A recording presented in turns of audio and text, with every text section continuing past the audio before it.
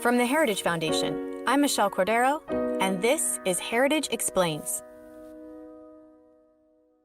You should all be fired from your day jobs because if your employers knew that you were more inefficient than the DMV, you would be replaced in a heartbeat. I literally just finished a conference call because I'm having to multitask to be here to address you guys. You're a bunch of cowards hiding behind our children as an excuse for keeping schools closed. You think you're some sort of martyrs because of the decisions you're making when the statistics do not lie that the vast majority of the population is not at risk from this virus. The garbage workers who pick up my freaking trash risk their lives every day more than anyone in this school system. Figure it out or get off the podium. Because you know what? There are people like me and a line of other people out there who will gladly take your seat and figure it out. If you haven't already heard that clip from a recent Loudoun County, Virginia school board meeting, that's Brandon Michonne. Michonne has a 5- and 8-year-old in Loudoun County Public Schools. And as a fellow parent in his district, it's not hard at all for me to understand his outrage. My 8-year-old was diagnosed with dyslexia right before school shut down last March. Today's teaching strategies have helped students with dyslexia learn to read fluently and actually thrive academically. But that's if they're going to school. After a year out of the classroom, an average day of virtual learning for my son includes crying, yelling, heartbreaking expressions of self-doubt, depression, and hopelessness. And from talking to teachers, nurses, and parents around my community, I know we're not alone.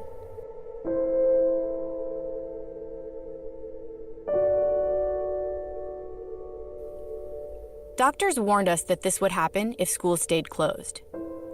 The CDC is reporting a staggering 24% increase in mental health-related emergency room visits for children ages 5 to 11. And a 31% increase in ages 12 to 17. It's a fact, no matter which party you support, that school lockdowns yield no benefit to society. COVID-19 rates are essentially identical between countries with and without in-person classroom learning. Yet some of the largest school districts in the U.S. are still only offering online instruction. And that's despite reports of losing contact with thousands of students, from Philadelphia to Houston to Los Angeles. Thankfully, the CDC is now recommending that schools open, but with precautions in place. They're even saying that teachers don't have to be vaccinated in order to go back. So if parents want to reopen, teachers want to reopen, and now the CDC and the White House want schools to reopen, what is the holdup? Teachers' unions.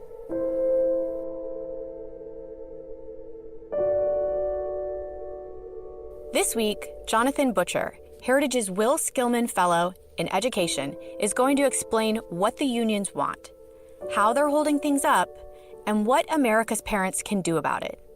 Our conversation after this short break.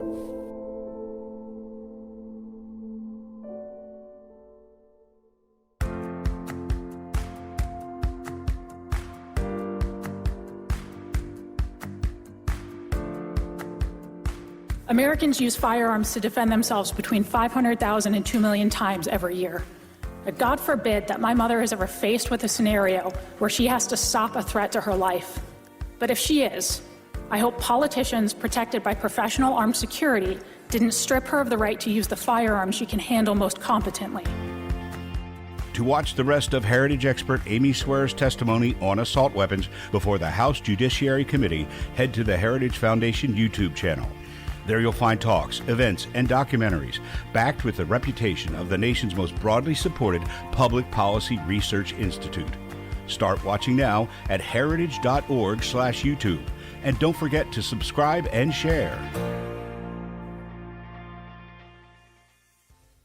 Jonathan, thanks so much for chatting with us today. So I've talked to teachers, and most of them want to go back. And I know most of parents want their kids back. And the CDC says it's safe to try to go back to school with precautions in place. So what's the holdup? Well, especially in large school districts, it's teachers' unions, and they're getting that from their national headquarters. The AFT and the NEA have both said that teachers do not have to go back if they don't feel like it's safe, and that those national organizations will back them up if that's the choice they make. In places like Chicago, it's playing out as we speak. There, the teacher union is in a standoff and has been with the school district and the mayor for several weeks now. In fact, they were expecting to reopen schools on Monday, and they were expecting at least some kids to go back. And then, as early as the weekend, they were calling that the union was going to tell teachers to stay home, and they did. So we're looking at potentially a strike in one of the largest school districts in the U.S. right now. Wow. What is it that the unions want in order to make or what do the teachers want that they're telling the unions to request for them in order to feel safe? It's hard to distinguish what exactly the teachers individually are looking for, because the only voices that we can hear right now are the unions. They're the ones making the headlines. The unions are demanding all of the same sort of safety measures that we've been talking about for the past year during the pandemic, right? Masks, washing of hands, and various other safety measures. But the district in Chicago, for example, has said that they've used the resources that they've been given to do those things and to buy the materials that they need to make it safe for teachers to come back. So it's difficult to say. I mean, I think one possible explanation from an insider who looks at unions all the time is that unions just don't want to be on the hot seat. If they say that teachers can go back and then perhaps there's an outbreak, the unions don't want to be blamed for what may or may not happen. I think that that's giving the unions a lot of credit for being reasonable, because in truth, right, over the past year, unions have demanded things like rent forgiveness and mortgage payments, defunding of police, both inside and outside of school.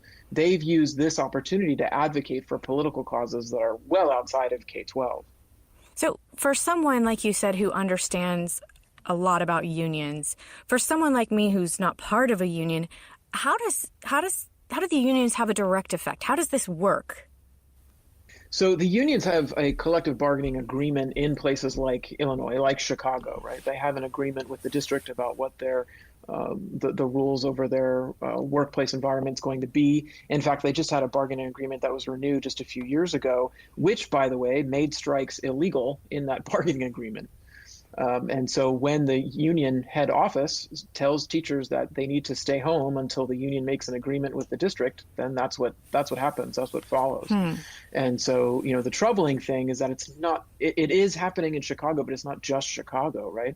The headquarters from, again, the national offices, the AFT and the NEA, have both been supportive of the idea that local chapters don't have to say that teachers can go back. And I would add here that Catholic schools in Chicago, where they enroll some 20,000 students across the city, they've been open to in-person learning since the fall. Right. But I mean, that addresses another question where it's not exactly fair that kids who can go to private schools get that education, where the kids who have to, their taxpayer dollars go to public schools and they're not able to access that. Without question. And it makes it even worse that these agreements that I was talking about, they have blocked the growth of charter schools in Chicago as well as in LA. The unions in both of those cities have effectively created caps or limits on the creation of new charter schools in those cities. And of course, charter schools serve more minority students as a percent and more low-income students as a percent than the traditional K-12 system. So exactly the kinds of solutions that we need for these children who may not have had any formal learning since last March, right? The effective solutions for them have been choked off by these teacher unions. So in conclusion, what can we do? How do we get our schools to open back up? Well, we're coming off of the annual celebration of National School Choice Week. That was last week. And that's a great reminder of what is very much a reality for policymakers and parents. This is not just a policy solution. We're talking about a lifestyle that families are trying to preserve today, with parents trying to get to work, providing and finding adequate care for their children, not to mention the future educational goals for their students. So I think the ability to not only look for either private schools or charter schools if they're available to families, but also the creation of learning pods, which has been in the headlines still, especially since last summer, where parents are taking their kids out of school, meeting with either their neighbors or friends of their children in small groups to continue some form of academic program. And one survey that just came out last week estimates that perhaps 3 million students are in learning pods over the course of the pandemic, or have been. So this is not this is a non-trivial number today, and the number of parents who say that they are ready to homeschool has also skyrocketed over the past 6 to 9 months. Jonathan, thank you so much for your insight. We really appreciate it. And that's it for this week's episode. I want to give a special thanks to all the teachers out there who are giving it their all. I know my children's teachers are, and I need them to know that I am so incredibly grateful for them. I'm going to link to Jonathan's most recent op-ed on this topic in our show notes. Please help conservative podcasts by sharing this episode or your other favorite episodes of Heritage Explains with a friend. You can find us on just about all podcast platforms, but you can also listen to this episode on Facebook, Instagram, and YouTube. Tim's up next week. We'll see you then.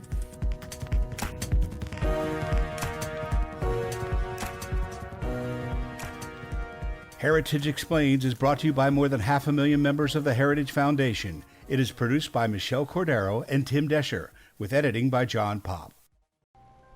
Thanks for watching the Heritage Foundation's YouTube channel. With more than 500,000 members, we are the nation's largest conservative research and education institution. We believe the principles and ideas of the American founding are worth conserving and renewing. Please help us further our mission by subscribing to this channel and sharing our videos with your family and friends.